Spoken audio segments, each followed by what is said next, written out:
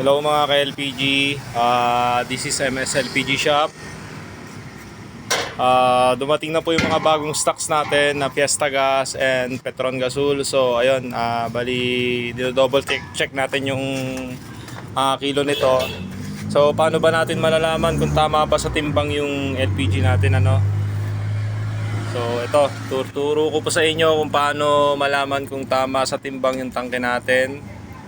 Bali, nakikita nyo po dyan, may tare weight na nakalagay, TW. Ibig sabihin po nyan is tare weight.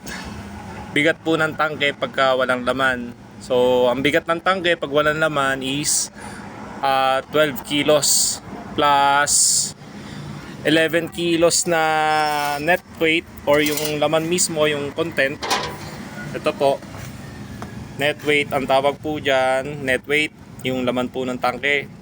So, ang standard na laman nitong mga tangke na to is 11 kilos.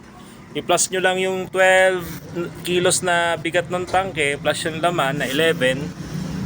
Ang suma total po niyan is 23 kilos dapat. So, ayun. Bali, sobra pa siya ng 0.6. So, tama sa timbang yung mga tangke natin. So ito, iniisa-isa po natin yan na timbangin para malaman natin kung tama sa timbang yung mga binaba nilang tangke. Okay. Ayan, so puro Fiesta yan and then Petron Gasol. Talagang sinisigurado po natin na tama sa timbang yung tangke.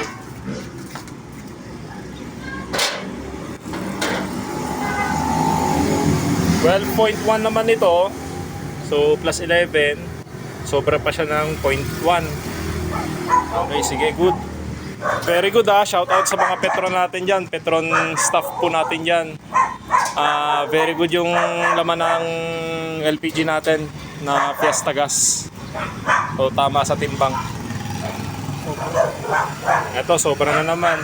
Okay, mas okay pa yung sobra ng 0.1, 0.2 kaysa naman sa magkulang ng 0.1, 0.2 kasi ano na tayo, zero tolerance na tayo sa pagdating sa timbang ng LPG. So ayan, bali 47 lahat itong cylinders na to na binabalang kanina. Dino-double check po natin yan ng rider natin na si Leo. Sa mga customers po natin dyan na bumibili ng LPG, ito po, para makasigurado kayo, dino-double check natin yung timbang ng tangke natin para sulit yung ibabayad nyo.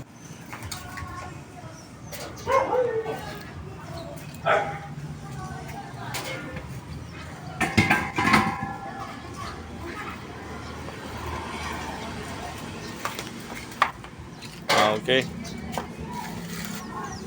Kamusta? Sakto ba sa timbang? Okay, very good. Shout out sa mga taga Petron dyan, Petron staff. Kay Sir Erning at saka kay Sir Mike dyan sa Alaminos, dealership dyan sa Alaminos. Pinakinggan nila yung natin, yung concern natin about sa bigat ng tangke or yung laman ng tangke. So very good. Action agad. Okay.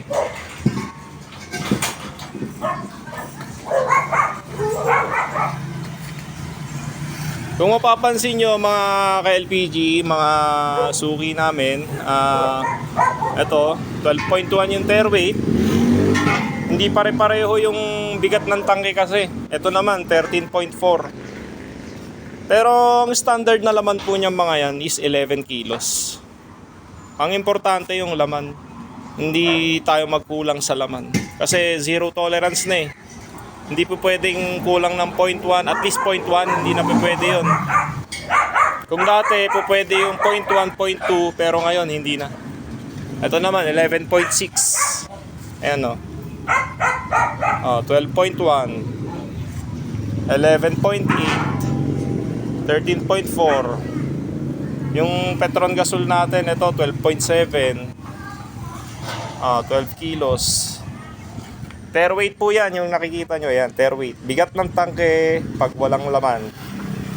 So, pag may laman na siya, ang magiging kilo niyan, so matotal is 23.7.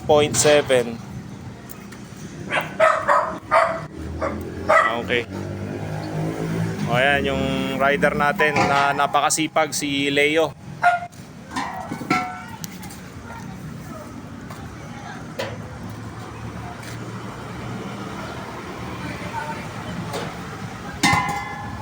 Sakto ba lahat yan, Leo? Yes, sakto.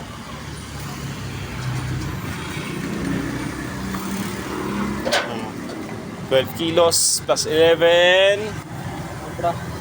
23.6 to 8. Sobra siya. Okay, very good. Tinitimbang muna namin lahat bago natin hugasan yung tangke kasi kung hindi natin hugasan, tignan mo naman, oh. Maalikabok. O nakakahiya pagka ibebenta mo sa customer ng ganyan yan. Yung iba mamantika, maalikabok. So timbangin mo na lahat bago hugasan. Tapos i-display na lang sa shop para dire-diretso ang trabaho.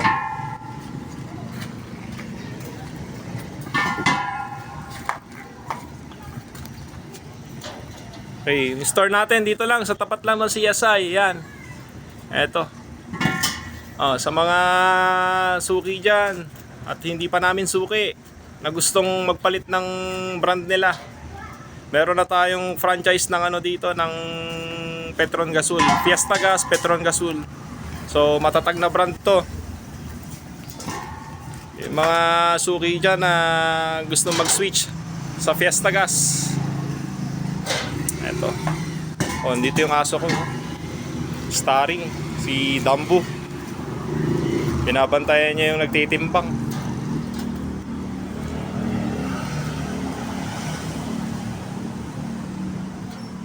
Walang labis, walang kulang yan, Leo, ha? I-double check mo maigi para pagka may kulang, i-segregate mo. I-backload natin yan. Nakaramihan sobra. Hindi maganda. Para pag tinimbang, pakita sa customer, matutuwa.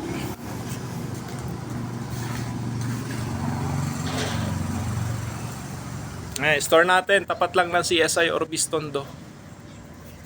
Yan. Andyan yung contact number natin. Sa mga gusto magpa-deliver na malalapit lang ang area, free delivery po kami. Pero pagka medyo malayo-layo po yung area ninyo, may delivery charge tayo. Pero minimal lang naman, hindi naman ganun kalaki yan. Pang ano lang, pang sakto lang, pang maintenance, bayad sa rider at saka yung ano natin, pang maintenance natin, operational expenses. Okay, ayan, ilan na lang. Petron Gasul natin, popogi.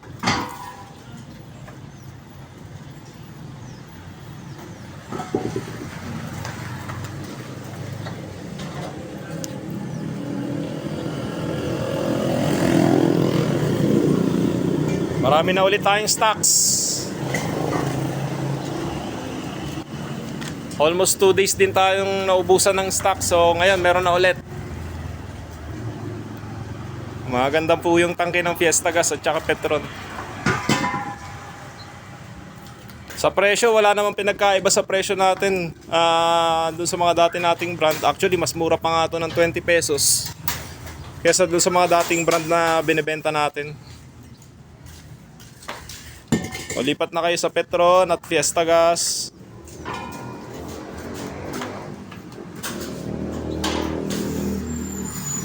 Okay.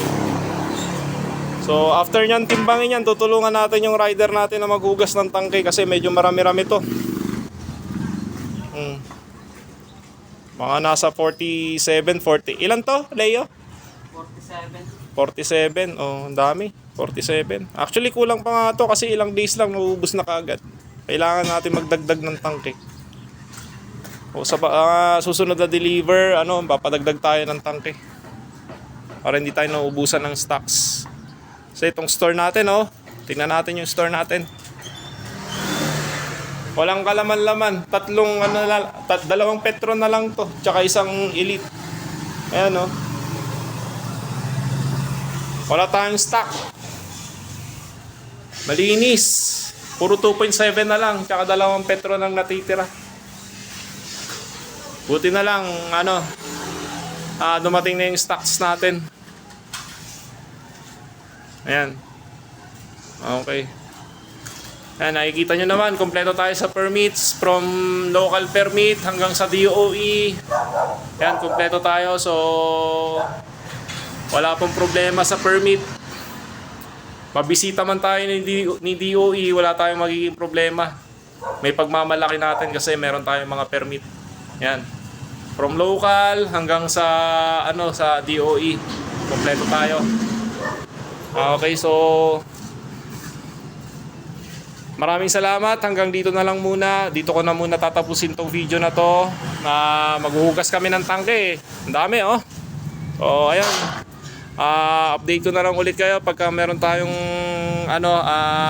maisip na bagong i-upload na video about sa LPG. So, sa mga nagtatanong kung magkano yung LPG natin, yung Fiesta Gas natin is 830, and then yung Petron Gasol natin is 925. For walk-in price po yan, ha. Pero pag may papadeliver po kayo, depende po sa area. Kung malapit po, free delivery. Pero kung medyo malayo-layo, may additional po tayo for delivery charge. So hanggang dito na lang po muna. Maraming salamat po. Ingat po kayong lahat.